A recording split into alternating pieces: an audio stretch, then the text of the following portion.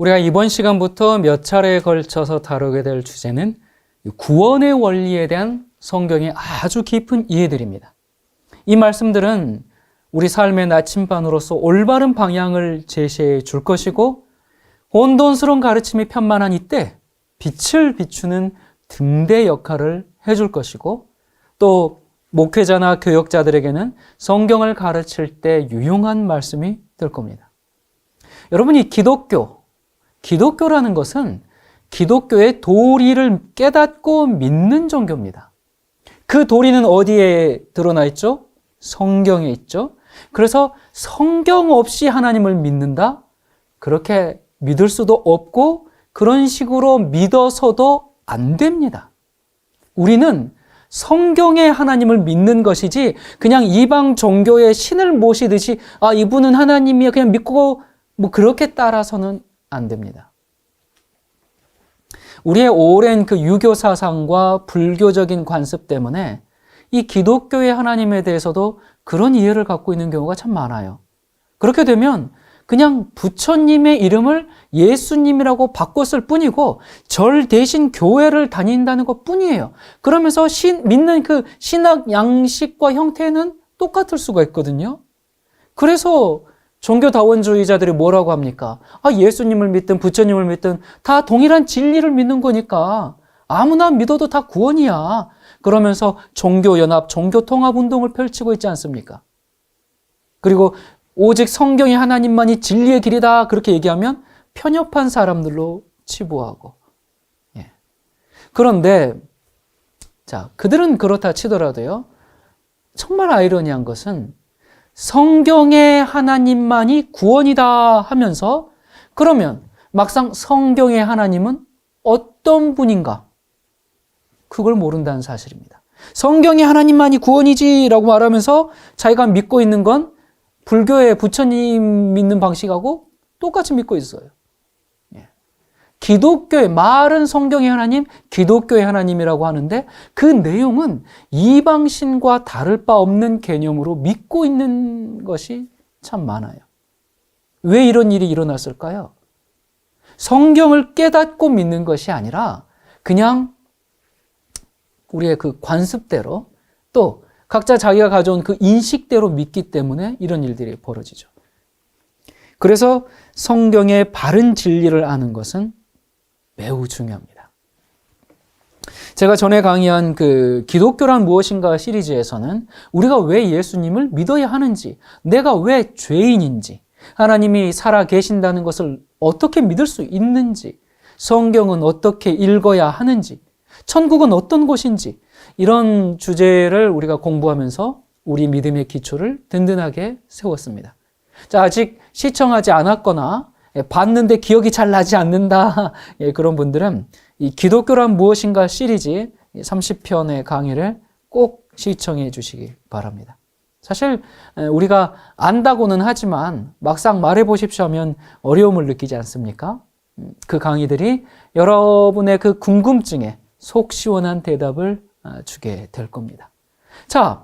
이제 그렇게 해서 예수님을 믿게 된 그리스도인이 어떠한 과정을 거쳐서 구원과 영생에 이르게 되는지, 믿음이란 무엇이고, 회개는 무엇이고, 거듭남, 중생은 무엇이고, 어떻게 이루어지는 것인지, 또 거듭남의 결과는 어떻게 되는 것인지, 칭의와 성화는 뭔지, 하나님의 의의를 얻는 경험은 뭔지, 이러한 구원의 도리, 구원의 원리에 대해서 우리가 앞으로 하나하나 살펴보려고 합니다.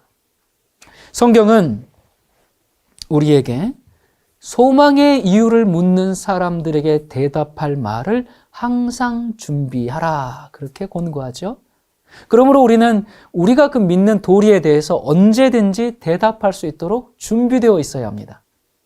물론 다른 사람에게 알려주기 위함도 있지만, 그러나 그것보다 무엇보다도 이 자기 자신이 내가 무턱대고 믿는 게 아니라 내가 확실히 이해하고 깨닫고 믿는 것은 매우 중요한 일이죠.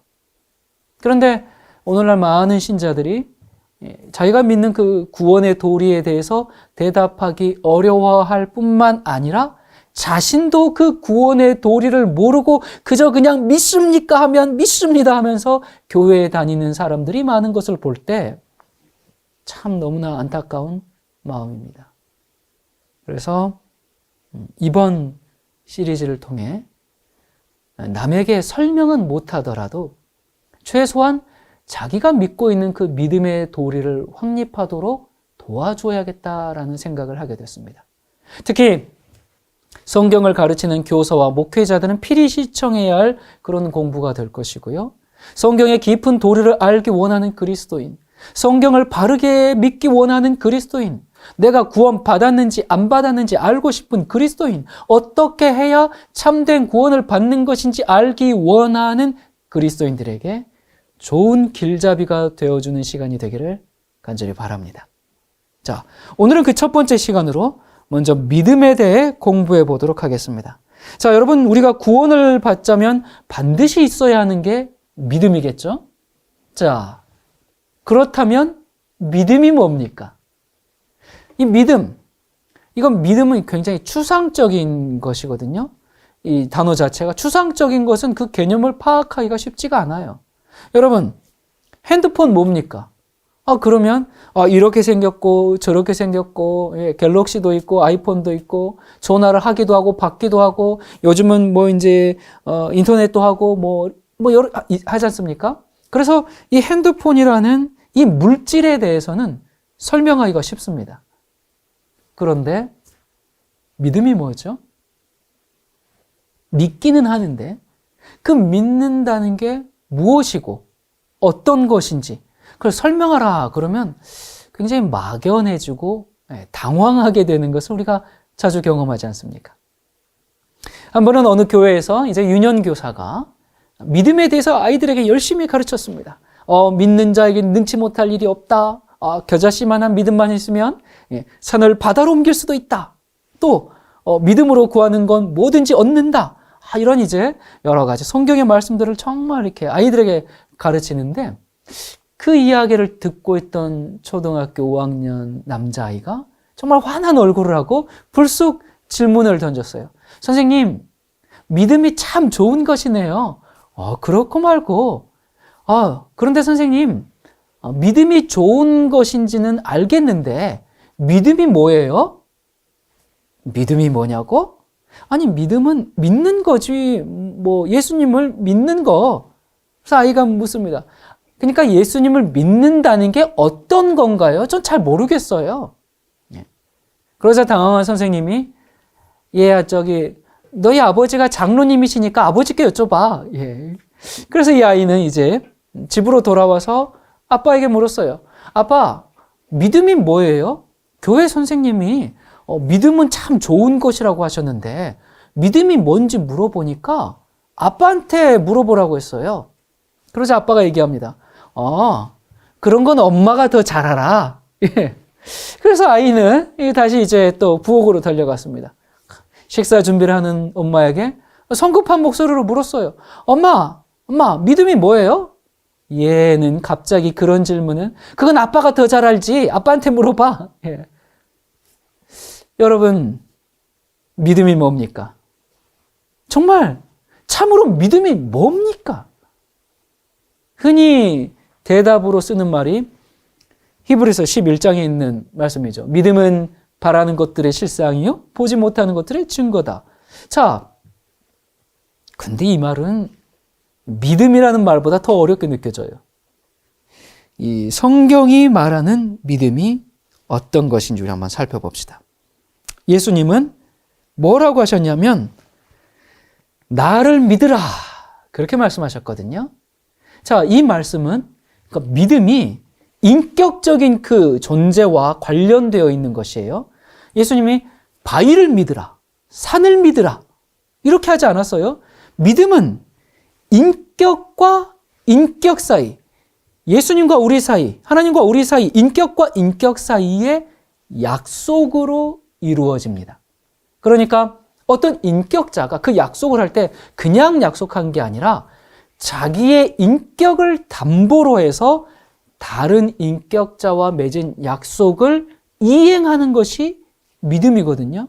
자, 좀 더 쉽게 얘기하면 인격이 없는 존재에 대한 믿음은 우리가 믿음이라고 하지 않고 그걸 미신이라고 합니다. 예, 저기 나무, 커다란 나무, 500년 된 나무, 그 인격자가 아니죠. 그걸 믿고 비나이다 그걸 믿음이 아니라 뭐라고? 그런 건 미신이라고 하죠. 자, 그러면 이제 믿음은 인격자와의 약속인데 그 약속이 이제 이행되려면 요구하는 조건들이 당연히 있게 되겠죠. 그래서 그 약속이 이행되기 위해서 있는 조건들을 구체적으로, 조직적으로 정리해서 체계화시킨 것을 교리, 성경의 교리라고 말하는 겁니다. 그래서 우리가 믿음 생활에 있어서 교리는 정말 중요합니다. 교리가 잘못되면 사이비 교주를, 사람을, 하나님이다, 보혜사다, 아버지 하나님, 어머니 하나님, 그런 식으로 교리가 잘못됐으니까 잘못 믿게 돼요. 그래서 바른 교리는 굉장히 중요하죠. 믿음이 잘못됩니다. 교리가 잘못되면. 근데 이 교리는 이제 약속을 주는 분에게서 나오죠. 자, 약속을 받는 우리가 그냥 우리 이해대로, 그냥 나 편한 대로 우리가 성경 말씀을 왜곡시킬 수가 있어요. 하나님은 그렇게 주지 않았는데 내 편한 대로 그냥 내가 복음을 만들어서 내가 해석해가지고 내가 믿고 싶은 대로 믿는 거죠. 오늘날 많은 기독교인들이 자기가 믿고 싶은 대로 믿으면서 그걸 믿음이다라고 하는 것을 우리가 종종 보고 있죠. 자, 성경에 나타난 믿음이란 말들의 뜻을 한번 찾아봅시다. 이 신약 성경에 보면 믿음, 또 믿는다 이런 말씀들이 470회 정도 나오고 있는데요. 헬라어로는 명사가 피스티스, 동사가 피스티오, 형용사가 피스토스 이렇게 세 가지가 있어요. 자, 근데 이 세 단어가 우리 성경에서 10가지 이상으로 이제 다양하게 번역되고 있습니다. 먼저 피스티스는 믿음, 신앙, 충성, 믿음, 믿는 도, 또 그냥 도 이런 식으로 사용됐고요. 피스티오, 동사인 피스티오는 믿는다, 또 맡기다 이렇게 사용되었고요. 형용사였던 피스토스는 충신, 또 미쁘다, 신실 이런 식으로 이 믿음이라는 단어가 다양하게 번역이 됐어요. 자, 이런 말들을 종합해서 한마디로 표현해 본다면 인격적 교제에 있어서 서로가 상대방을 실망시키지 않는 것이다 라고 말할 수 있습니다. 여러분, 성경은 우리에게 이렇게 얘기합니다. 우리의 친구 되신 예수 그리스도께서 우리를 결단코 실망시키지 않으셨거든요. 요한복음 15장 13절에 사람이 친구를 위하여 자기 목숨을 버리면 이에서 더 큰 사랑이 없나니. 그러니까 예수님은 당신의 친구를 위하여 목숨을 버리셨어요. 그렇게 하고 그 약속을 지켰죠. 그래서 바로 이어지는 14절에 뭐라고 합니까? 너희가 나의 명하는 대로 행하면 곧 나의 친구라. 그러니까 예수님께서 친구를 위해서 목숨을 버렸고 이것보다 더 큰 사랑이 없다. 그러면서 실제로 말씀하신 대로 자신의 목숨을 버리셨어요. 그렇게 약속을 하셨어요. 그러면서 너희가 나의 명하는 대로 행하면 뭐다? 친구다. 그러니까 우리가 예수님의 친구 되는 방법은 뭐예요? 예수님 한쪽 편에서의 약속으로만 이루어지는 게 아니죠. 너희가 나의 명하는 대로 행해야 너도 나의 친구가 된다 라고 말하고 있어요. 너희도 약속 지켜라. 우리에게 예수님의 그 인격을 믿고 그분을 실망시키지 않는 삶을 살아라. 그렇게 말씀하고 있죠. 그러면 어떻게 예수님을 실망시키지 않을 수 있습니까? 예수님이 주신 그 약속, 다른 말로 그 말씀, 거기에 따라서 사는 것이 예수님을 실망시키지 않는 것이죠. 예수님은 우리의 친구로 오셨어요. 그래서 우리를 위해서 목숨을 버리시고 말씀하신 대로 약속을 지키셨어요. 그래서 우리가 예수님의 명하는 대로 행하면 그분의 친구가 되어 이 명하는 대로 행하는 것이 곧 그분을 실망시키지 않는 것입니다. 그러므로 믿음은 예수님을 가장 친한 친구로 삼아서 그분을 실망시키지 않는 삶을 사는 것이라고 정리할 수가 있습니다. 이 믿음과 인식은 어떤 차이가 있는가? 야고보서 2장 19절에 내가 하나님은 한 분이신 줄을 믿느냐? 잘 하는도다. 귀신들도 믿고 떠느니라. 여기에 귀신의 믿음에 대해서 말하고 있죠. 여기 귀신의 믿음이 귀신이 지금 어떤 믿음 갖고 있어요?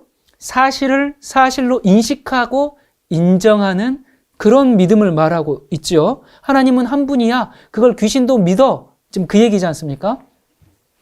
그리고 믿을 뿐만 아니라 그분에 대해서 듣고 볼 때마다 두려워서 떤다 그랬어요.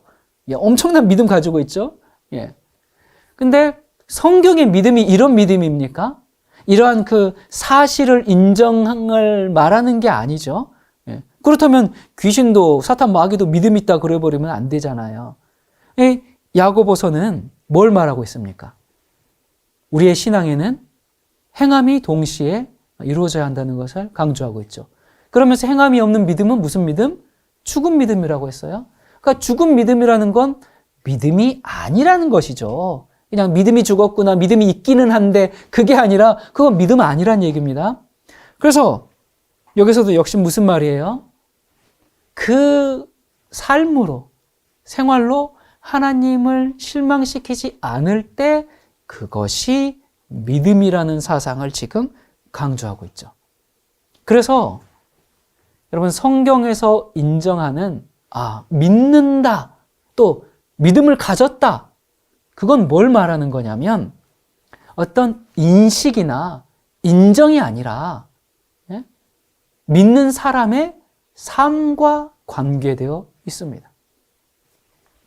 마귀는 하나님이 계신다는 것을 누구보다도 잘 알아요. 근데 그걸 아는데 그걸 안다는 사실이 그 사탄 마귀 귀신의 생활에 아무런 영향을 주지 않아요. 그 사실에 대한 단순한 인식이나 어떤 그 인격에 대해서 알고 있다는 사실이 믿음이 아니에요. 그냥 그건 아는 거지. 여러분, 대한민국 대통령은 누구다? 미국 대통령은 누구다? 이런 사실을 알죠? 그리고 그걸 인정하죠?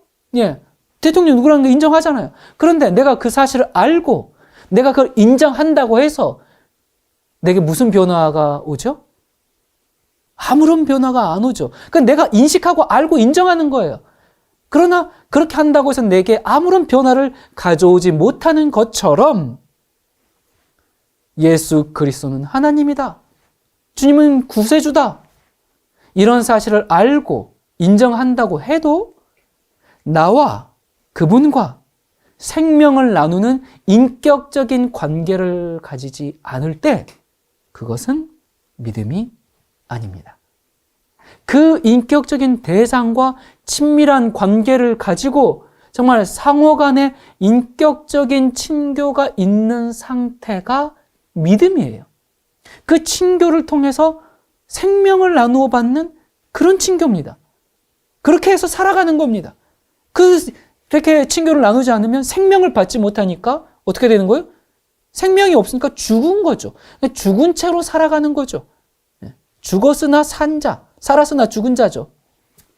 그건 믿음을 가진 자가 아니죠. 자, 그런데 그렇다면 이런 믿음이 어떻게 생겨날 수 있는가? 로마서 10장 17절에 보면 그러므로 믿음은 들음에서 나며 들음은 그리스도의 말씀으로 말미암았느니라. 이 참된 믿음, 행함이 있는 믿음, 그것은 그리스도의 말씀을 들을 때 그 말씀에 응답함으로 생기는 겁니다. 그냥 듣기만 계속 듣고 이게 다 나가면 그게 안 되죠. 듣고 응답할 때. 그 말씀은 생명이기 때문에 단순히 그냥 들으면서 뇌에서 인식하고 인정하고 이렇게 하는 게 아니라 생명이기 때문에 들었죠? 그러면 그것이 그 생명이 나의 행함으로 곧 그리스도인으로 살아가게 하는 것이죠. 자, 이것이 말씀의 들음은 그리스도의 말씀으로 말미암았느니라 했을 때 말씀에 응답하는 겁니다. 근데 이 응답은 성령의 감동으로 일어나죠. 성령의 감동은 어떤 특별한 사람에게 주어지는 게 아니라 하나님께서 모든 사람에게, 하나님께서 이미 정말 이 세상에 태어난 모든 이에게 다 제공해 주셨습니다. 그 사실을 전도서 3장 11절에 하나님이 모든 것을 지으시되, 어떤 거요? 모든 것을 지으시되 때를 따라 아름답게 하셨고 또 사람에게 영원을 사모하는 마음을 주셨느니라. 자, 사람은 누가 창조했죠? 하나님께서 창조하셨어요. 하나님께서 창조하셨는데 우리가 태어날 때부터 마음속에 뭘 주셨어요? 하나님을 향한 마음을 심어주셨다 그 말입니다. 어떤 사람에게는 그런 마음 주고 어떤 사람에게는 너 안 됐어, 틀렸어, 안 주고 그러셨을까요? 그런 분이 아니시죠. 모든 사람들에게 하나님을 향한 그 영혼을 사모하는 마음, 그걸 다 심어줘서 주셨어요.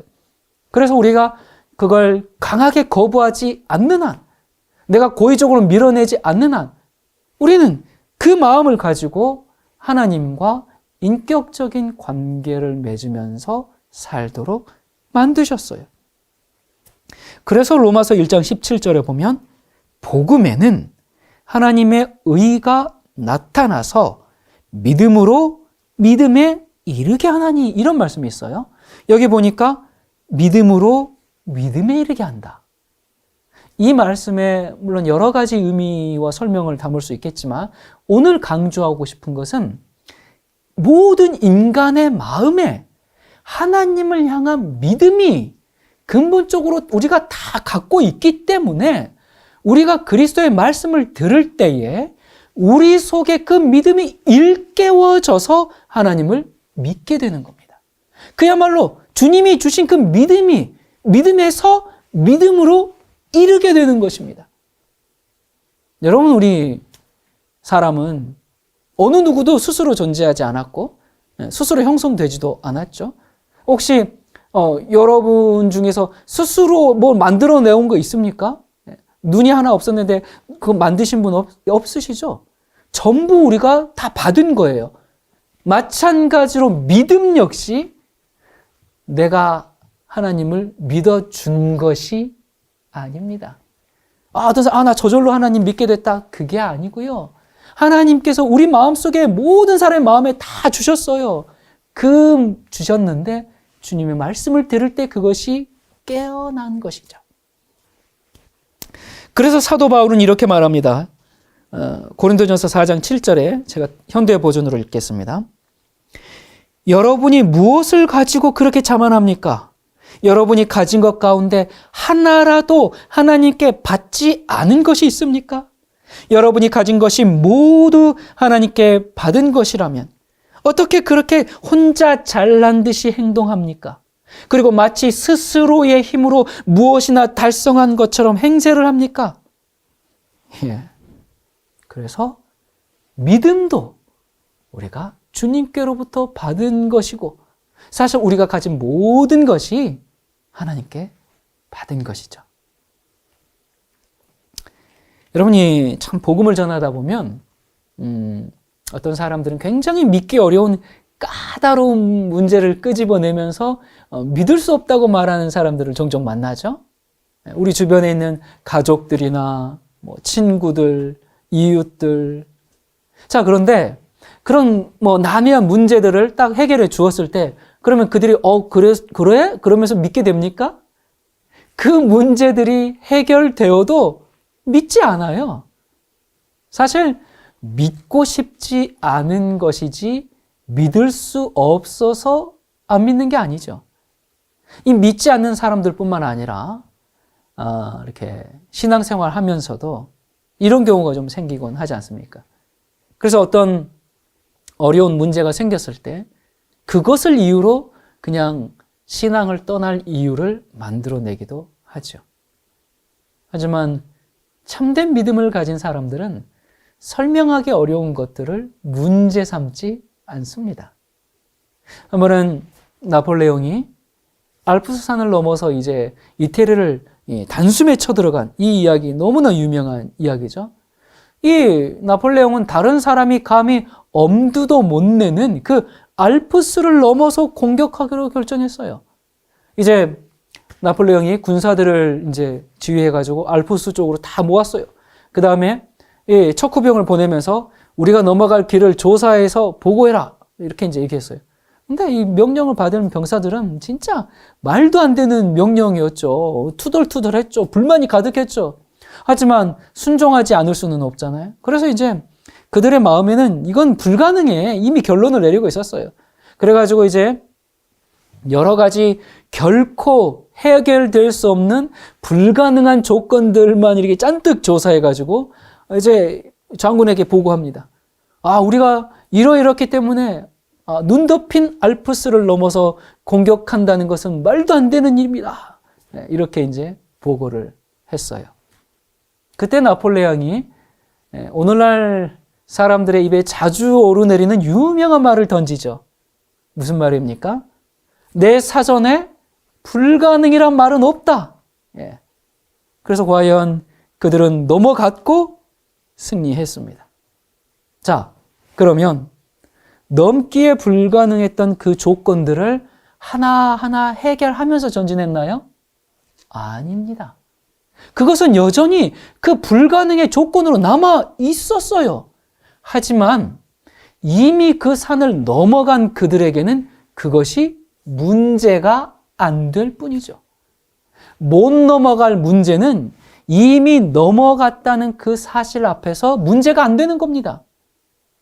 그 문제들 하나씩만 보고 있으면 결코 해결될 수 없는 문제들인데 그들이 산을 넘을 때에 그 넘지 못할 문제를 하나 해결하고 그 다음 해결하고 그렇게 해결해 가면서 넘은 게 아니에요. 불가능한 문제들을 다 무시하고 넘어갔습니다. 그래서 넘어간 후에는 그것을 넘기 전에 불가능의 문제로 제시되었던 것들이 더 이상은 문제가 아닌 것이죠. 예수님을 믿는 일도 이와 같은 것 같아요. 우리가 하나하나 따져가지고 지식으로 이해 안 될 문제들이 있을 수 있어요. 우리 인간의 좁은 이해가 어찌 그 광활하고 무한한 하나님을 다 이해할 수 있겠습니까? 하나님을 다 이해할 수 있는 분은 하나님밖에는 없습니다. 그래서 우리는 이해되지 않고 좀 때로는 깨달을 수 없어도 그 약속을 믿는 것이죠. 믿음에 이른 사람들에게 그런 것은 문제가 되지 않죠. 우리는 믿음으로 알고, 믿음으로 말하고, 믿음으로 행하는 겁니다. 자, 오늘 말씀 정리하겠습니다. 첫 번째, 믿음은 인격과 인격 사이의 약속으로 이루어지는 겁니다. 그 약속을 이행하는 것이 믿음입니다. 그러므로 인격이 없는 것에 대한 믿음은 믿음이라 하지 않고 무엇이라 한다고요? 미신이라고 말하죠. 두 번째, 믿음은 예수님과 인간 사이의 약속인데 예수님이 하신 약속을 우리가 받아들이고 그 약속이 이루어지도록 예수님이 제시한 말씀을 성령의 능력으로 이루어 예수님을 실망시키지 않는 삶을 믿음이라고 합니다. 세 번째, 예수님은 그분의 말씀에 순종하는 사람들의 가장 친한 친구가 되십니다. 하나님의 명대로 해야 너희가 친구다라고 말씀하신 것처럼 우리가 믿는다 하면서 그분의 말씀을 행하지 아니하면 친구가 되지 않겠죠.